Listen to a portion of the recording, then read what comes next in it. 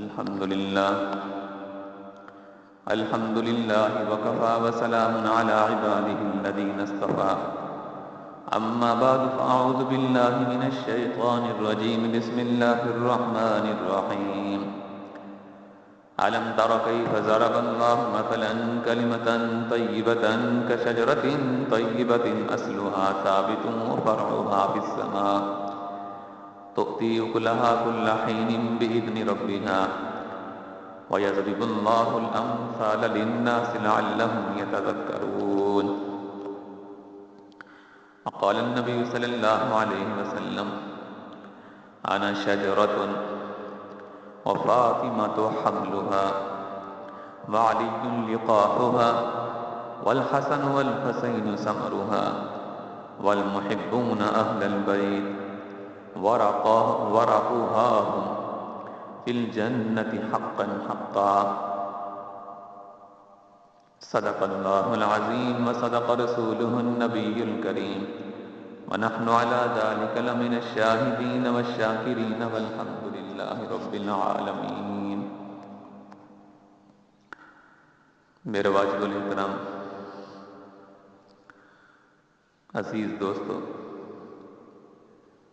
آج کی اس مبارک نشست میں اسلام کی عظیم المرتبہ ایک شخصیت کا تذکرہ کریں گے جو سادات میں سے ہیں اور اہل بیت میں سے ہیں. جبکہ گزشتہ نشست کے اندر بھی ہم نے اسلام کی ایک اعلیٰ شخصیت کا تذکرہ کیا تھا اور وہ تھے امام موسیٰ کاظم رحمۃ اللہ تعالی علیہ. آج ان کے فرزند ارجمند کا تذکرہ کریں گے جن کا نام امام علی رضا تھا. قرآن کریم کی آیت مبارکہ جو میں نے آپ کے سامنے پڑھی ہے، اس کے اگرچہ اور کئی تفاسیر کا احتمال ہے، لیکن ان تفاسیر میں سے ایک تفسیر یہ بھی ہے کہ اللہ تبارک و تعالی نے اس میں آپ صلی اللہ تعالی علیہ وسلم کے نسب نامے کو ایک شجرہ کے ساتھ تشبیہ دی ہے. آپ کے شجرہ کو بیان کیے ہیں، اصل کو بھی اور فرع کو بھی. آیت یہ ہے الم تر کیف ضرب اللہ مثلا کلمۃ طیبۃ. فرمایا کہ اللہ تبارک و تعالیٰ تمہارے سامنے مثال بیان کرتا ہے ایک پاکیزہ کلمہ کی، کشجرۃ طیبۃ، اور وہ ایک پاکیزہ درخت کی طرح ہے، اصلھا ثابت، اس کی جو جڑیں ہیں وہ بڑی مضبوط ہیں، وفرعھا فی السماء، اور اس کی جو شاخیں ہیں وہ آسمان میں ہیں. تؤتی اکلھا کل حین باذن ربھا. فرمایا کہ وہ ہر زمانے کے اندر اپنا پھل دیتا رہے گا، کھانے والے اس سے پھل کھاتے رہیں گے اپنے رب کے حکم سے، ہر زمانے کے اندر اپنے ثمرات لوگوں کو عطا کرتا رہے گا. پھر فرمایا وَيَضْرِبُ اللَّهُ الْأَمْثَالَ لِلنَّاسِ. اللہ تعالیٰ اس جیسی مثالیں لوگوں کے لیے اس لیے بیان کرتا ہے لَعَلَّهُمْ يَتَذَكَّرُونَ، تاکہ وہ نصیحت کو حاصل کریں. اب اس میں دیکھیے کہ اللہ تبارک و تعالی نے پاکیزہ درخت کی مثال دے کر فرمایا کہ یہ پاکیزہ کلمہ کی طرح ہے. یہ پھر فرمایا اصلھا ثابت، کہ جس کی جڑیں بہت ہی مضبوط ہیں. یہ آپ صلی اللہ علیہ وسلم کے نسب اصل کی طرف اشارہ کیا گیا ہے، یعنی ابراہیم علیہ السلام سے لے کر آدم علیہ السلام تک بیچ میں یہ اتنا نسب ہے. فرمایا کہ بہت ہی ثابت مضبوط ہے یہ. پھر اسی طرح فرمایا وفرعھا فی السماء، اور اس کی جو شاخیں ہیں وہ آسمانوں سے باتیں کر رہی ہیں. مراد اس سے آپ صلی اللہ علیہ وسلم کا اسفل نسب نامہ ہے، یعنی حضرت حسین علیہ السلام سے لے کر امام مہدی رحمۃ اللہ علیہ تک جا ملتا ہے. بیچ میں جتنے اولیاء آئے، جتنے اتقیاء آئے، وہ تمام کے تمام وفرعها فی السماء کے اندر آئیں گے۔ اب دیکھنا یہ ہے اگلی جو آیت ہے تؤتی اکلھا کل حین باذن ربھا، فرمایا کہ یہ جو درخت ہے یہ ہر زمانہ کے اندر یہ پھل دیتا رہے گا، ہر زمانے کے اندر لوگ اس پھل سے استفادہ حاصل کرتے رہیں گے۔ دیکھیے پھل ہم کھاتے ہیں فروٹ وغیرہ تو اس سے ہمیں جسمانی غذا حاصل ہوتی ہے، اس پھل سے جو لوگ کھاتے رہیں گے اس سے روحانی غذا حاصل کرنا ہے، یعنی ہر دور میں ہر زمانے کے اندر لوگ ان سے استفادہ حاصل کرتے رہیں گے، علمی اور روحانی استفادہ۔ اسی طرح نبی اکرم صلی اللہ علیہ وسلم کی حدیث مبارکہ بھی ہے جس سے بالکل بعین ہی یہی معنی اور مفہوم اخذ ہوتے ہیں۔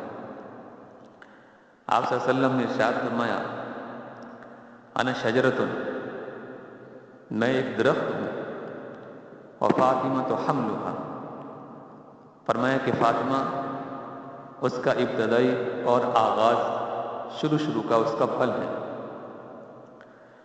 وعلی لقاحھا، فرمایا کہ اس پھول کی جو خوشبو ہے وہ حضرت علی رضی اللہ عنہ آگے لوگوں تک پہنچانے والے ہیں، والحسن حسین ثمرھا، فرمایا کہ حضرت حسن اور حسین یہ اس درخت کے پھل ہیں، ثمرات ہیں، والمحبون اہل البیت، فرمایا کہ جو لوگ ان اہل بیت سے محبت کرنے والے ہوں گے، ورعوھا ہم، فرمایا کہ وہ اس درخت کے پتے ہیں۔ تو جو محبت کرنے والے ہیں ان کو تشبیہ دی گئی اس درخت کے پتوں کے ساتھ، اور اس درخت کے جو پھل ہیں وہ حضرت حسن اور حسین ہیں، اور اس درخت کے جو پھل ہیں ان کو آگے لوگوں تک پہنچانے والے، اس درخت کے جو اوپر پھول لگے ہیں اس کی خوشبو کو آگے لوگوں تک منتقل کرنے والے وہ حضرت علی رضی اللہ تعالی عنہ، اور اس درخت کا جو ابتدائی پھل ہے ابتدائی وہ فرمایا کہ حضرت فاطمہ نے اپنے بارے میں فرمایا کہ میں وہ خود درخت ہوں۔ حضرت علی رضا رحمۃ اللہ تعالی علیہ آپ کو پیدا ہوئے ہیں 11 ذی الحجہ 148 ہجری کے اندر۔ امام جعفر صادق رحمۃ اللہ تعالی علیہ کہتے ہیں کہ ان کا بھی ایک ہی مہینہ گزرا تھا ان کی وفات کو کہ آپ کی پیدائش ہوئی ہے، تو امام جعفر صادق رحمۃ اللہ تعالی علیہ کی وفات سے آپ ایک مہینہ بعد میں پیدا ہوئے تقریباً۔ آپ کا اصل نام علی تھا، آپ کے القابات مختلف ہیں، ان میں سے ایک لقب آپ کا رضا بھی ہے جو زیادہ مشہور ہے، معروف ہے۔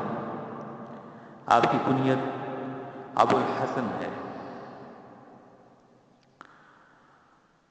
امام علی رضا رحمۃ اللہ تعالی علیہ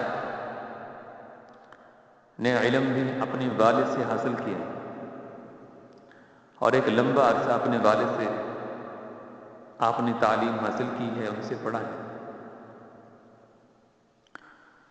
جب آپ نے پڑھا تو اس علم کو آپ لوگوں تک پہنچانا شروع کیا تو بڑے بڑے کبار حضرات جنہوں نے بعد میں نام پایا ہے دنیا کے اندر، انہوں نے آپ سے علم حاصل کیا اور آج تک وہ علم بہتی دنیا تک پہنچتا رہے گا، پھیلتا رہے گا، اور آج تک وہ پھیل رہا ہے۔ اور اسی طرح امت قیامت تک اس سے استفادہ حاصل کرتی رہے گی۔ آپ کے شاگردوں میں دیکھیں تو امام کرخی رحمۃ اللہ علیہ نظر آتے ہیں، کتنا بڑا نام ہے اور کتنے بڑے محدث تھے۔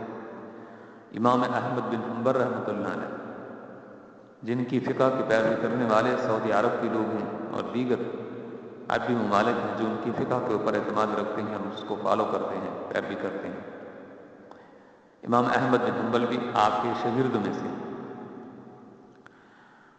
امام موسیٰ کاظم رحمۃ اللہ تعالی علیہ اپنی وفات سے پہلے سمجھ گئے تھے کہ آنے والا وقت بڑا مشکل ہے، کٹن ہے، اس لیے انہوں نے اپنی زندگی ہی کے اندر اپنے گھر والوں کے 17 افراد کو اپنے سامنے بٹھا کر ان سے کہا تھا کہ میرے دنیا سے رخصت ہو جانے کے بعد یہ جو میرا بیٹا ہے امام رضا، یہ میرا جانشین ہوگا۔ چنانچہ اسی طرح ہوا کہ ان کی وفات کے بعد پھر وہی جانشین قرار پائے۔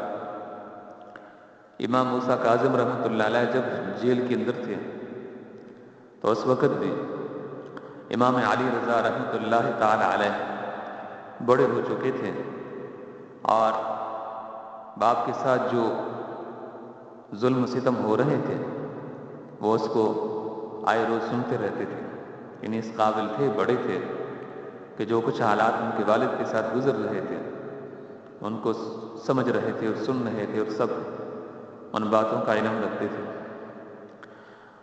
امام موسیٰ کاظم رحمۃ اللہ تعالی علیہ کے بارے میں بھی آیا تھا، میں نے آپ کو بتایا تھا، کہتے ہیں کہ ان کو بھی شہید کیا گیا تھا، تو اسی طرح ان کو بھی شہید کیا گیا تھا، یعنی امام رضا رحمۃ اللہ تعالی علیہ، علی رضا،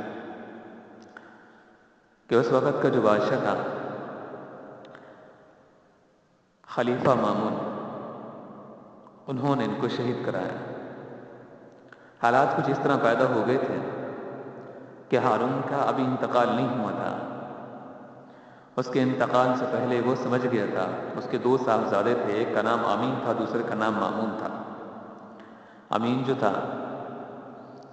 وہ اس عورت سے پیدا ہوا جو کہ عربی تھی، اور اسی طرح مامون اس عورت سے پیدا ہوا جو کہ عجمی تھی، اور مامون کہتا تھا کہ میں والد کا جانشین بنوں، ولی عہد میں ہوں، جبکہ امین کہتا تھا کہ ولی عہد میں بنوں۔ ہارون الرشید اس بات کو سمجھ چکا تھا، تو اس نے پھر اس طرح کیا کہ اپنی حکومت کو ڈیوائیڈ کر دیا، تقسیم کر دیا سلطنت کو۔ جو عربی ممالک تھے وہ اس نے امین کو دے دیے، اور جو عجم ممالک تھے وہ اس نے مامون کو دے دیا۔ جب اس کا انتقال ہو گیا تو ان بھائیوں کی پھر آپس کے اندر چپکلش ہو گئی، اور انہوں نے لڑنا شروع کر دیا، یعنی اپنی حکومت کی توسیع کے لیے۔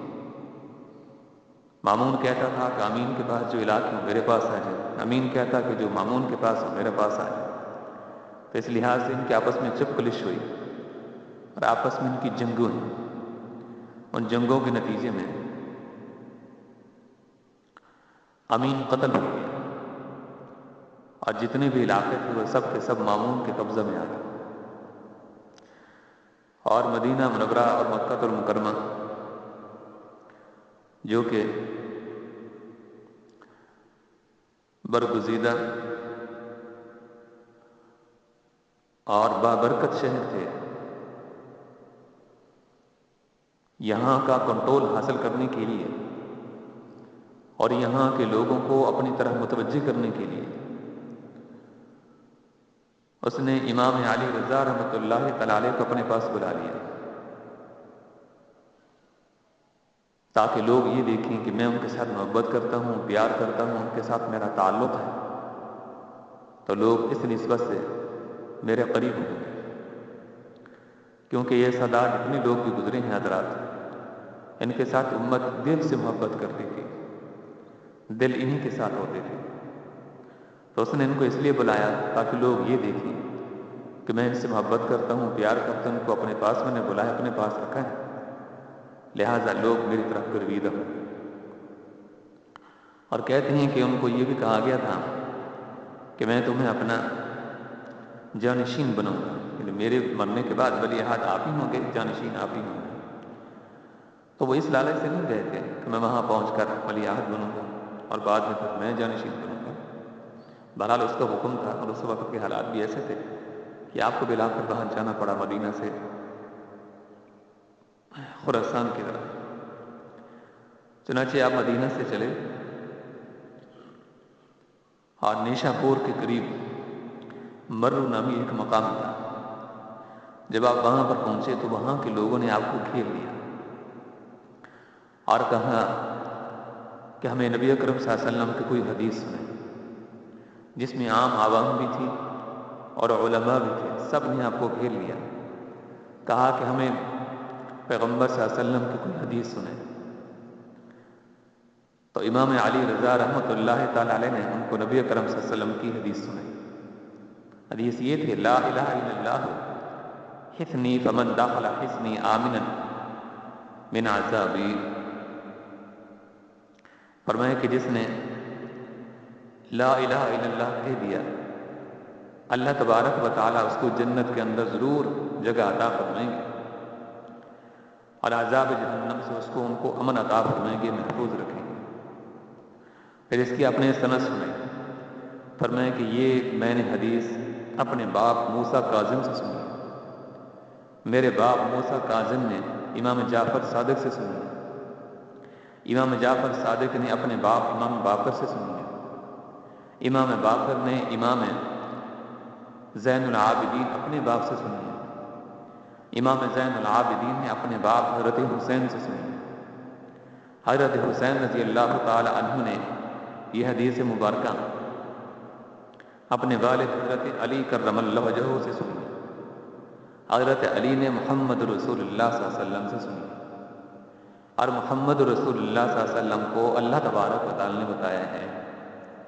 اس کو کہتے ہیں سلسلۃ الذہب، یعنی ایسی حدیث کے جس کا سند پیچھے چلتے چلتے چلتے چلتے اللہ تبارک و تعالی تک جا پہنچتی ہے کہ محمد صلی اللہ علیہ وسلم نے حضرت علی کو بتایا، امت کو بتایا، اور ان کو جبریل امین نے آ کر وحی کے ذریعے بتلایا. جبریل امین کو اللہ تبارک و تعالی نے حکم ارشاد فرمایا. تو اس لحاظ سے اور بھی کئی ایسی حدیثیں ہیں جو انہی سے پیچھے کی طرف چلتے چلتے نبی اکرم صلی اللہ علیہ وسلم تک جا پہنچتی ہیں.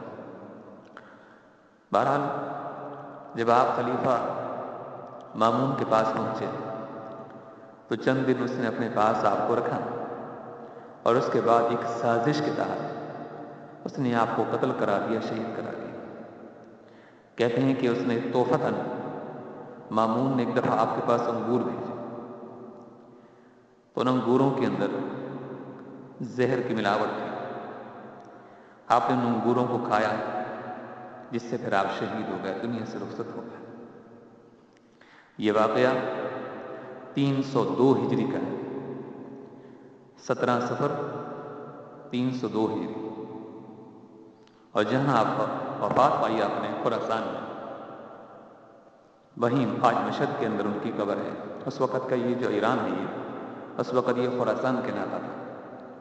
تو یہیں ایک شہر ہے مشہد، اس مشہد کے اندر آپ کی قبر مبارک ہے. تو اس لحاظ سے امام رضا علی رضا رحمۃ اللہ تعالی علیہ نے بھی جام شہادت نوش کیا اپنے آباء و اجداد کی طرح. تو پیدائش 148 ہجری میں ہوئی اور اسی طرح 302 ہجری کے اندر 17 صفر کو آپ اس دنیا سے رخصت ہوئے. اللہ تبارک و تعالی ہم سب کو ان حضرات کے نقش قدم پر چلنے کی توفیق عطا فرمائے اور ان کے ساتھ محبت رکھنے کی توفیق